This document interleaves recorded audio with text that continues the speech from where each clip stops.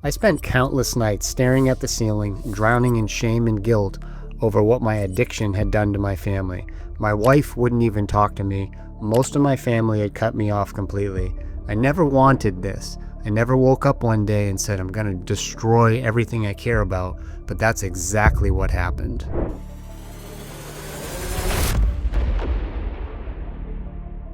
Here's the thing about sex addiction recovery.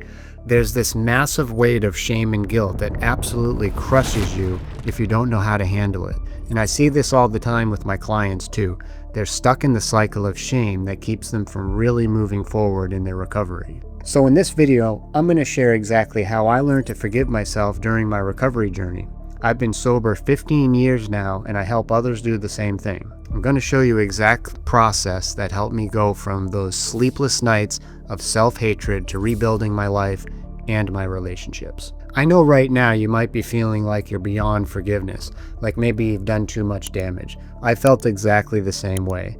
But what I'm about to share with you changed everything for me, and I've seen it work for hundreds of my clients too. The first thing that really helped me start forgiving myself was understanding that I had an illness. This was huge for me. I didn't wake up every morning thinking, how can I hurt my family today, or let me be a terrible husband. What actually happened was I'd wake up with the best intentions not to act out, but then the mental obsession would kick in and I'd do it again. And here's what it looked like for me. I'd get a small thought to act out, and then it would grow and grow. And I didn't have the tools, the support, and honestly even an understanding of how to deal with them.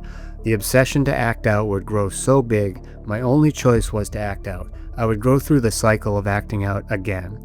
When it was all over, I'd be filled with shame, guilt, regret, despair, promising myself never to do it again, but then the cycle would start all over again.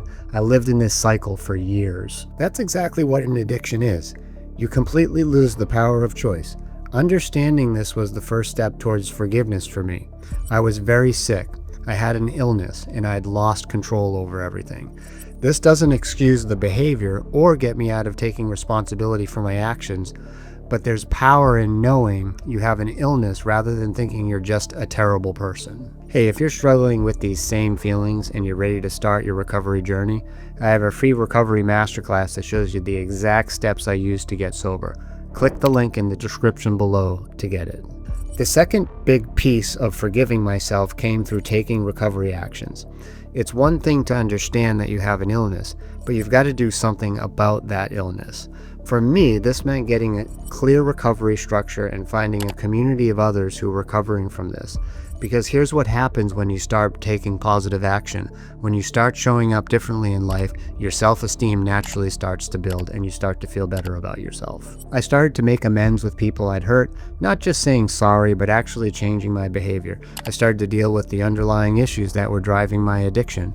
I worked hard, I got honest with myself and others, and day by day as I stayed sexually sober working on myself, things started to change. One of the hardest parts about forgiving myself is dealing with all the messages out there about sex addicts. You hear things about us like people calling us narcissists, having personality disorders, being psychopaths, and yeah, some of the behavior during acting out in active addiction can look like that. But for many people like myself, these were only traits of the addiction, not who we really are. The truth is, once I got into recovery, those character defects started to fade away. It wasn't about being a good person or a bad person, it was about being a sick person who needed help. And when I got the help, when I started doing the work, I became a different person. The old behaviors, the lying, the manipulation, the gaslighting, all of that stuff, all of that started to fall away. You know what really helped me see this? Watching my relationships heal. My wife and I rebuilt our marriage, my family started to trust me again. But this didn't happen overnight. It happened because I stayed in recovery, kept doing the work, and showed up consistently as a changed person in the people's lives that I was in. That's what we call a living amends. You don't just say you're sorry, you live differently. Forgiving yourself doesn't mean forgetting what happened. It doesn't mean minimizing the pain you caused. What it means is accepting that you are sick, taking responsibility for your recovery, and doing the work to become a different person. Today I have a great life. My marriage is stronger than ever. My family wants me to be in their lives. But most importantly, I can look at myself in the mirror without shame. Not because I forgot what I did, but because I know I'm not that person anymore. If you're early in recovery and struggling with self-forgiveness, just know that it gets better. Keep doing the next right thing. Keep showing up for your recovery, keep taking positive action, because that's how you build self-esteem. That's how you learn to forgive yourself, and that's how you create a life worth staying sober for.